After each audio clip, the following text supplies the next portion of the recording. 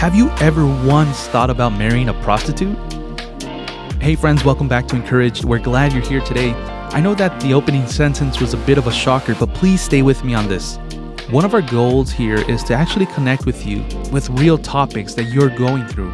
As a Christian, I've heard dozens of stories of heartache, misery, and sorrow, but very few top the sadness and depression of people that I've met who's had a spouse crush their heart by being unfaithful. Now, recently, people have been reaching out regarding this topic, so this is what we're going to cover today. It's a very serious theme, so please pay close attention. When Adam and Eve were cast out of Eden, the Lord allowed us to hold on to a piece from that beautiful garden.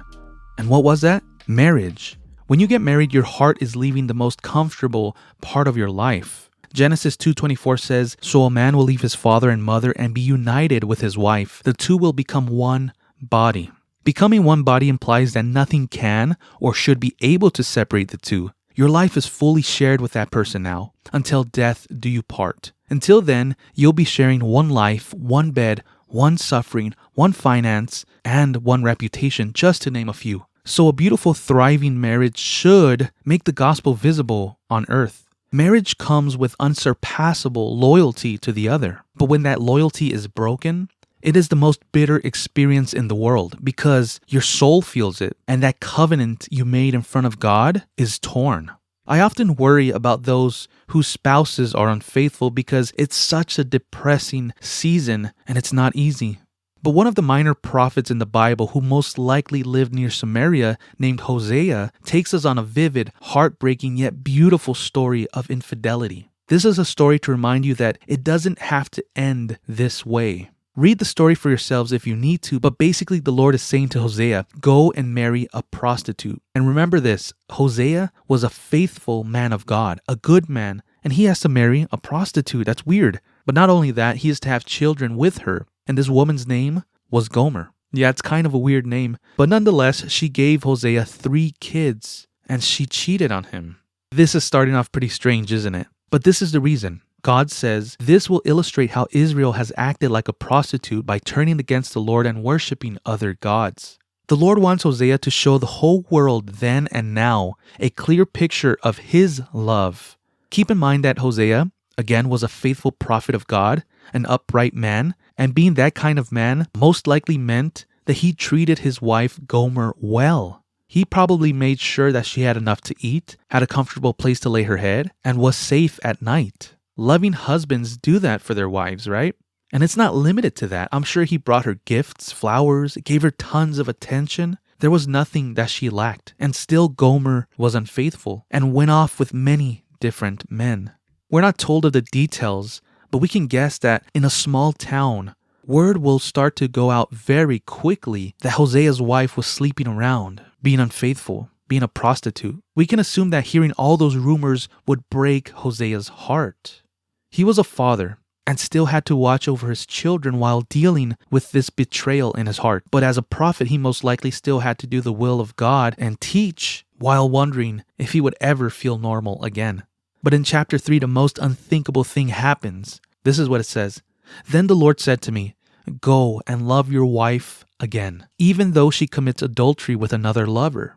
The Lord didn't say, go and love your wife now that she stopped committing adultery, or she did it before and that was a mistake. No, he said, even though she commits adultery with another lover. He's instructed to go love his wife again. At this point, I believe that Hosea didn't exactly know where Gomer was, but he was looking for her until one day he finally spotted her.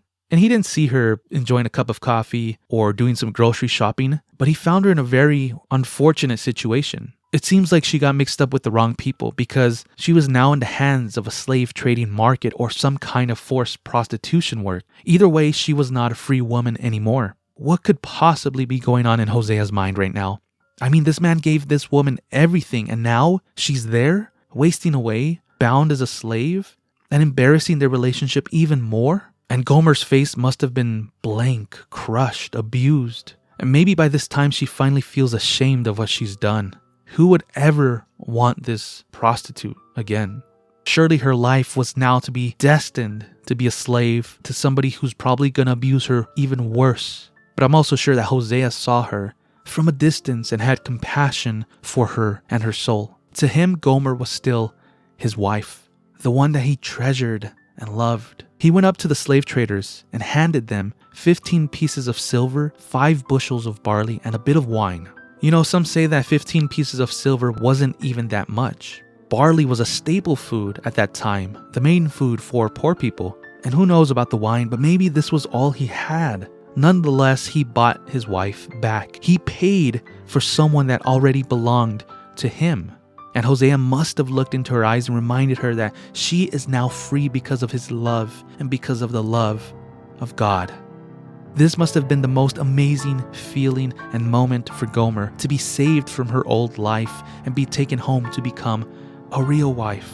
My friends, I think that God is speaking to someone out there right now. And God is saying, stop what you're doing and come back. Don't go around playing the prostitute. There's still time, even if it seems like you've gone too far like Gomer. You can still be saved and be renewed. The Lord can restore your marriage, and the Lord can fill you with love that mirrors His. Listen, ultimately, the story points to God's love for His people, although they've left Him to prostitute by worshiping idols and breaking His laws.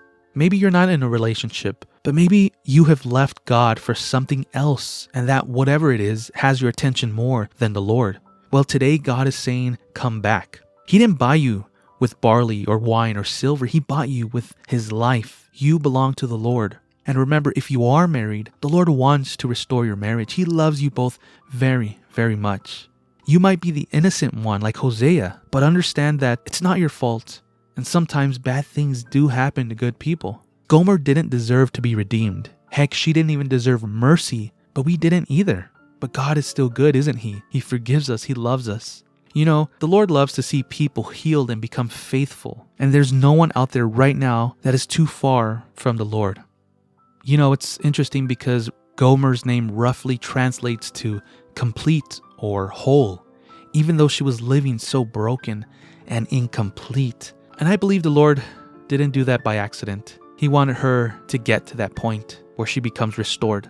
And I know that your name isn't Gomer, but those same words are written on you, to be complete and whole, because that is what God desires for you.